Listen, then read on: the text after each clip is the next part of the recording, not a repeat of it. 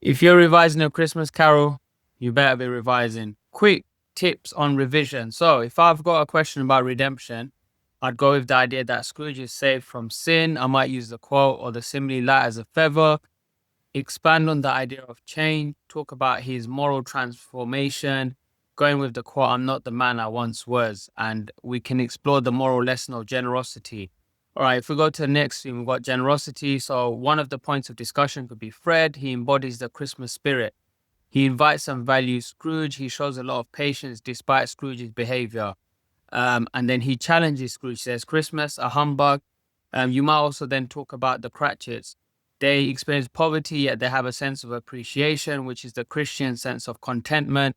You might also talk about Tiny Tim, who says, God bless us, everyone, with that great characterization of someone who's really happy despite experiencing hardship. The Cratchits also explore the idea where they're happy with each other. And despite everything that Scrooge does to Bob Cratchit, they thank Scrooge as the founder of the feast for the goose that they're able to eat. Remember, all the families during Christmas were eating turkeys, and the Cratchit family had to eat goose. So it shows the difference in the class divisions. You might also explore the character of Fezziwig, who's again described as this generous character who says to his workers, employees, there's no more work tonight. And he's someone who really embraces the Christmas spirit. Then you've got the sense of greed, which contrasts generosity. We've got Scrooge, who's a covetous old sinner, described right at the beginning. You can expand on the 7 deadly sins within that. He says, are there no prisons? Solitary as an oyster. This all shows his detachment from society purely because of his greed.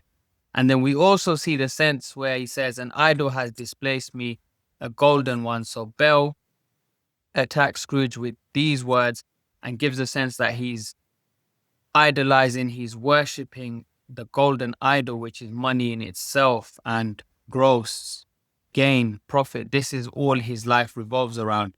If we go to the theme of isolation, we might explore the quote, solitary child neglected by his friends, the sense of trauma within his childhood, and then this develops and takes hold of Scrooge as he becomes an adult. As we go further down, are there no prisons? Decrease the surplus population. Also exploring the idea of poverty. And when you're exploring poverty, think about the representation of the two children or the symbols of ignorance and want represented through the children. And then I really like this quote with the listing, yellow, meager, ragged, scowling, wolfish. Unpick the connotations of wolfish. Remember, wolves are predators. They hunt in packs.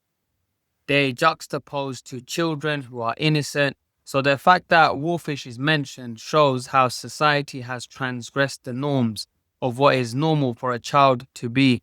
And they've failed to take care of and appreciate children, which are usually symbols of innocence. And you can also reference back to Dickens's childhood. His father was sent to a debtor's prison. So it's quite ironic in the book that Scrooge's job in itself is someone who lends money to people and is a money lender. So all of these ideas will help you get that grade that you truly deserve. So remember to plan your ideas, keep it focused, and all the best for tomorrow.